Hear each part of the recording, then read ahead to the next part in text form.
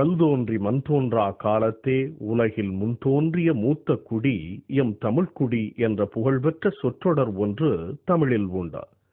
இச்சொற்றொடரின் உண்மையான அர்த்தம் யாதெனில், தான் தோன்றிய காலத்தை கணிக்க முடியாத பழமைக்கும் பெருமைக்கும் சொந்தக்காரர்கள் தமிழர்கள் என்பதேயன்றி, இவ்வுலகில் கல்லும் மண்ணும் தோன்றுவதற்கு முன்பே தோன்றிவிட்டவர்கள் என்ற அறிவியலுக்கு பொருந்தாத அர்த்தத்தில் அல்ல.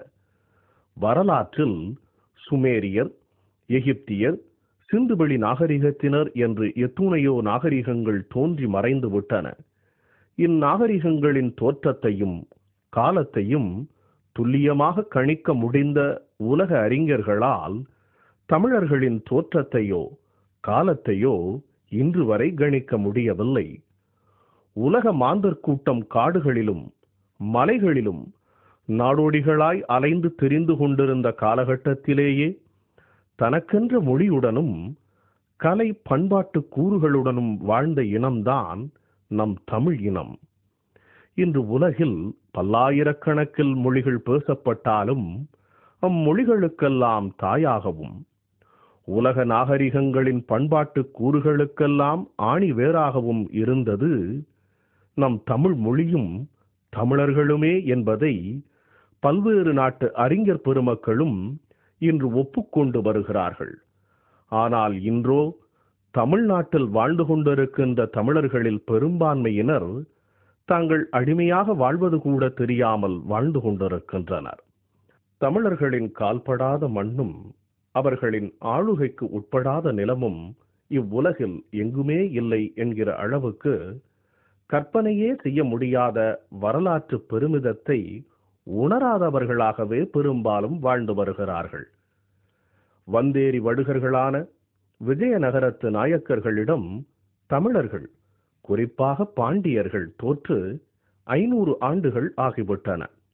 இந்த 500 ஆண்டுகளாக தமிழர்கள் தொடர்ந்து சிறுமைப்படுத்தப்பட்டும் ஒடுக்கப்பட்டதுமான விளைவு, தமிழர்கள் யாருமே தாங்கள் யார் என்பதை மறந்தும் தங்களின் வரலாற்று பெருமைகளை இழந்தும் வாழ்ந்து வருகிறார்கள். சேர, சோழ, பாண்டியர்களை பற்றி, அதிலும் குறிப்பாக தங்களது தொன்மையறியா பழமையுடைய பாண்டியர்களை பற்றி கிரேக்கம் தொடங்கி லத்தீன் அமெரிக்க நாடுகளில் கூட வரலாற்று பதிவுகளும் அதன் எச்சங்களும் கிடைத்து வரும் நிலையில், தமிழின எதிரிகளை விட நம் மூவேந்தர்களை பழிக்கும் போக்கு வரலாற்றை மறந்த தமிழர்களிடம் இன்றும் மேலோங்கி வருகிறது. சென்ற நூற்றாண்டின் இறுதி வரை சூரியன் மறையா சாம்ராஜ்யத்தை நடத்தியவர்களாக ஆங்கிலேயர்கள் தங்களை பறைசாற்றிக் கொண்டனர். நவீன அறிவியல் வளர்ச்சியின் பயனாக ஐரோப்பாவில் எழுந்த தொழில்நுட்ப அறிவை பயன்படுத்தி கடந்த 2-3 நூற்றாண்டுகளில் உலகின் பெரும்பகுதியை பிடித்த ஆங்கிலேயர்கள் இவ்வுலகமே தங்களுக்கு அடிமை என்பதை பறைசாற்றவே சூரியன் மறையா சாம்ராஜ்யம் என்று முழங்கினர். கடந்த நூற்றாண்டில் ஆங்கிலேயர்கள் செய்ததை சுமார் 5000 ஆண்டுகளுக்கு முன்பே செய்து காட்டியவர்கள்தான் பாண்டியர்கள். ஆம், மனிதகுல வரலாற்றின் தொட்டில் என உலக தொல்லியல் அறிஞர்களால் கொண்டாடப்படும் ஆதினித்த குடும்பனின் ஆதிச்சநல்லூர் தொடங்கி கிழக்கே ஜப்பான், கொரியா முதல் மேற்கே சுமேரியா மற்றும் தென் அமெரிக்காவின் மாயன் வரை தங்களது ஆளுகைக்கு உட்படாத நிலமே இல்லை என்கிற அளவுக்கு பெரும் வரலாற்றுக்கு சொந்தக்காரர்கள்தான் பாண்டியர்கள். தமிழ் மொழியையும் தமிழர் பண்பாட்டு கூறுகளையும் உலகம் முழுவதும் கொண்டு சென்றவர்கள் இப்பாண்டிய வேந்தர்களே. இப்படி உலகையே தன்பால் ஈர்க்கக்கூடிய, உலக வரலாற்றையே தங்களது ஆளுமையால் திருத்தி எழுதிய அப்பாண்டிய வேந்தர்கள் யார்? இன்றைக்கு யார் யாரோ தங்களை பாண்டியர் என்று கூறி வரும் நிலையில், கற்பனைக்கும் எட்டாத வரலாற்று பெருமையுடைய அவ்வேந்தர்கள் எங்கிருந்து உருவானார்கள்? பாண்டிய வேந்தர்களை உருவாக்கியவர்களும் அவர்களின் வழிவந்தோரும் தமிழ்நாட்டில் இன்று எங்காவது வாழ்ந்து கொண்டிருக்கிறார்களா? இப்படிப்பட்ட கேள்விகளுக்கான பதிலை இன்றைக்கு வரலாற்று அறிஞர்களாக தங்களை முன்னிறுத்திக் கொள்ளும் சிலரது வரலாற்று பதிவுகளில் தேடினால் நமக்கு குழப்பங்களும் ஏமாற்றங்களுமே மிஞ்சுகின்றன. ஏனெனில் தமிழ்நாட்டில் தமிழர் வரலாறு எழுதுகிறவர்களில் பெரும்பாலானோர் தமிழர் அல்லாதவர்களே. ஒரு சிலர் தமிழர்களாக இருந்தாலும் அவர்கள் சில உண்மைகளை ஒப்புக்கொள்வதற்கு மனமில்லாமல் தங்களுக்கு பிடித்த வரலாற்றை தமிழர் வரலாக எழுதி வைத்துள்ளனர். தமிழ்நாட்டில் நிலைமை இவ்வாறு இருக்க, பொய்யும் புரட்டும் சில காலமே எனும் தமிழர் வழக்காற்றை மெய்யாக்கும் வண்ணம் பாண்டியர்களின் உண்மை வரலாற்றை மட்டுமல்ல, அப்பாண்டியர்கள் யார் என்பதையும் நிரூபிக்கும் பல வரலாற்று எச்சங்கள் தமிழகத்தின் புராதான கோயில்களில் நடைபெறும் சில விழாக்களிலும் கிரேக்க மற்றும் ரோம புராணங்களிலும் உள்ளன. அப்படிப்பட்ட முக்கிய நிகழ்வுகளில் ஒன்று மதுரை திருப்பரங்குன்றம் முருகன் கோவிலில் நடைபெறும் முருகன் தெய்வானை திருமண விழாவும் அதனைத் தொடர்ந்து நடக்கும் சில நிகழ்வுகளும். முருகன் உலக மனித கூட்டம் எல்லாம் நாகரிகத்தின் அரிச்சுவடி அறியாமல் கற்காலத்தில் வாழ்ந்து கொண்டிருந்த காலகட்டத்தில் நாகரிகத்தின் உச்சபட்ச கண்டுபிடிப்பான இரும்பை கண்டுபிடித்தவர்களான தமிழர்களை ஆண்ட முற்கால பாண்டிய வேந்தர்களில் ஒருவன். உலகம் முழுவதும் தமிழ் மொழியை கொண்டு போய் சேர்த்ததால் ஒட்டுமொத்த தமிழர்களாலும் இன்று வரை தமிழ் கடவுள் என்று போற்றப்படுபவன். அவனது அரசாட்சி காலத்தில் உலகில் எவரும் வெல்ல முடியாத மாவீரன். கொண்டிருக்கும் இடமெல்லாம் குமரன் இருப்பான் என்பதன் உண்மையான அர்த்தம் யாதெனில், தனது பாண்டிய நாட்டை காப்பதற்காக திருத்தணி, பழனி, திருப்பரங்குன்றம் உள்ளிட்ட பல மலைக்குன்றுகளை தனது பாண்டிய படை நிறுத்தும் இடங்களாகவும் காவல் கோபுரங்களாகவும் பயன்படுத்திக் கொண்டதே ஆகும். முருகனின் வடக்கு எல்லை படைத்தளமே பின்னாளில் திருத்தணியாகவும் அவனது கடற்படை தளமே பின்னாளில் திருச்செந்தூர் கோயிலாகவும் உருவெடுத்தன.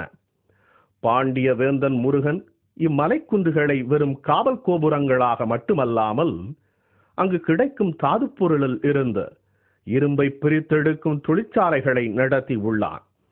இவற்றை நிரூபிக்கும் வரலாற்று சான்றாக பழனி மலைக்கு அருகே சுமார் 5000 ஆண்டுகளுக்கு முற்பட்ட மிக பெரும் இரும்பு தொழிற்சாலை ஒன்று இருந்துள்ளதை நாம் அப்பகுதி கள ஆய்வுகளின் போது கண்டறிந்தோம்.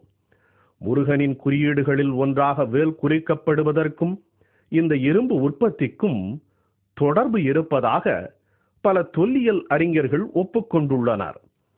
இப்படிப்பட்ட பல பெருமைகளை உடைய முருகனின் தலைநகரான மதுரையை காக்கும் அரணாகவும் மதுரையின் காவல் கோபுரமாகவும் இருந்ததுதான் திருப்பரங்குன்றம்.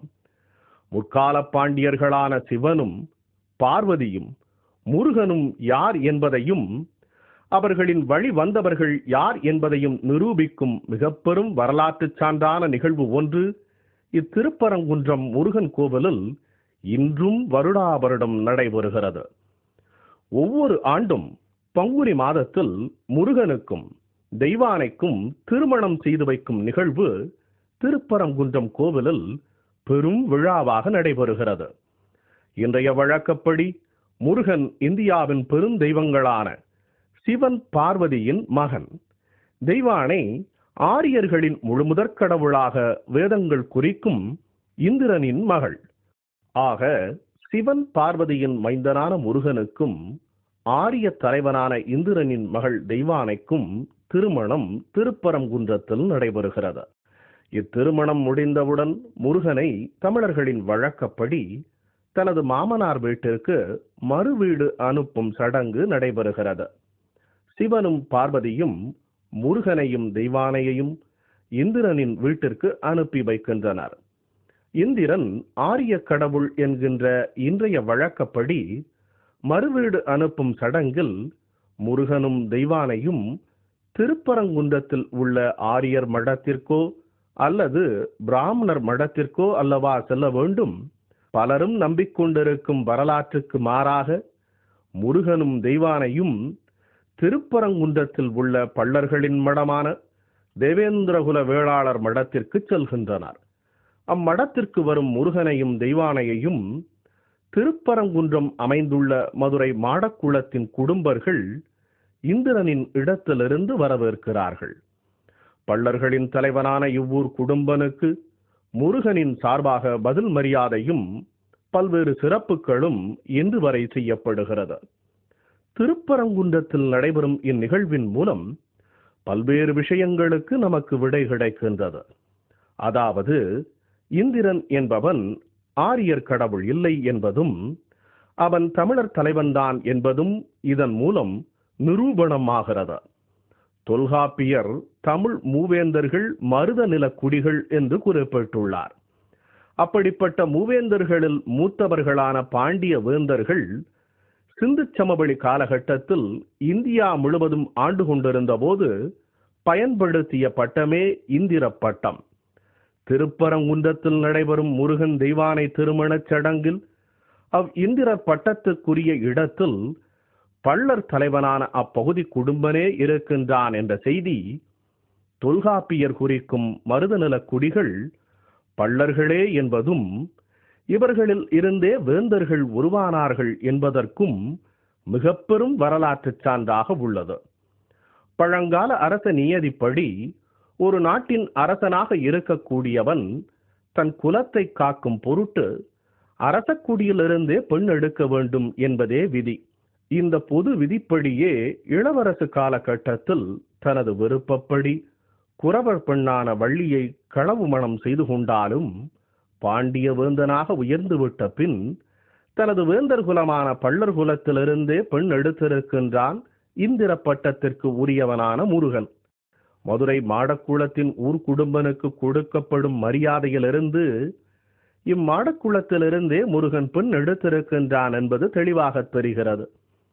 சிந்து சமவெளி காலத்திலேயே முருகன் வேந்தனாக இருந்தான் என்பதற்கு அப்பகுதியில் பெரும் வழிபாடாக இருந்த அம்முவன் வழிபாடே மிக பெரும் சான்று. ஏனெனில் அம்முவனும் முருகனும் ஒருவனே என்பதை உலகின் பல்வேறு நாட்டு அறிஞர்களும் ஒப்புக்கொண்டுள்ளனர். சிந்து சமவெளி நாகரிகமே தமிழர் நாகரிகம்தான் என்பதை பல நாட்டு அறிஞர்கள் ஒப்புக்கொண்டு விட்டாலும் அந்த சிந்து சமவெளியை ஆண்டவர்கள் பாண்டியர்களே என்பதை நிரூபிக்க அங்கு கிடைக்கும் முத்திரைகளில் காணப்படும் பாண்டியர்களின் இரட்டை மீன் சின்னங்களே சாட்சி. இவை மட்டுமல்ல, சிந்து சமவெளியையும் தமிழகத்தையும் பாண்டியர்களாக ஆண்டவர்கள் யார் என்பதை நிரூபிக்க மிக பெரும் வரலாற்று ஆவணமாக விளங்குவது இன்றைய சிந்து சமவெளி பகுதியான பலுசிஸ்தானில் உள்ள பிராகிய மொழி பேசும் மக்கள் தங்களுடைய பெயரோடு பள்ளர் மற்றும் காலாடி என்னும் பட்டத்தையும் சேர்ந்தே பயன்படுத்துவதுதான். இன்றைக்கு முகமதியர்களாக மாறிவிட்ட அப்பகுதி மக்கள் பேசும் பிராகிய மொழி தமிழ் மொழியின் கிளை மொழி என்பது ஏற்கனவே நிரூபிக்கப்பட்டுவிட்ட நிலையில் பள்ளர் எனும் பெயரையும் பள்ளர்களின் படை வீரர்களான காலாடி எனும் பெயரையும் அப்பகுதி மக்கள் பயன்படுத்துவது பள்ளர்களே பாண்டியர்கள் என்பதை நிரூபிக்கும் வரலாற்று பொக்கிஷம் என்றால் அது மிகையாகாது. இப்படிப்பட்ட வரலாற்று பெருமையுடைய பள்ளர்களைத்தான் தமிழ்நாட்டில் சில அறிவிலிகள் தாழ்ந்தவர்கள் என்றும் தலித்துகள் என்றும் உளறி கூட்டுகின்றனர். சங்ககால இலக்கியமான திருமுருகாற்றுப்படை முருகனை செருவில் ஒருவ பெருவிரல் மள்ள என்று கூறுகிறது. அதாவது முருகன் மள்ளர் எனும் பள்ளர் சமூகத்தைச் சேர்ந்தவன் என்று தெளிவாக பறைசாற்றுகிறது. முற்கால பாண்டிய வேந்தர்களில் முன்னோடியாகவும் உலகத் தமிழர்களின் தலைக்கடவுளாக குறிக்கப்படும் முருகன் பிறந்ததாக குறிக்கப்படும் பள்ளர் சமூகத்தை தாழ்ந்தவர்களாக சித்தரிப்பது மனநோயின் அறிகுறியே என்றால் அது மிகையாகாது. மனநோய் மட்டுமல்ல, உண்மையான தமிழர்களின் வரலாறு மீண்டுவிடக் கூடாது என்பதையும் அவர்கள் தாங்கள் யார் என்பதை உணர்ந்துவிடக் கூடாது என்றும் விரும்பும் தமிழின எதிர்ச்சக்திகளின்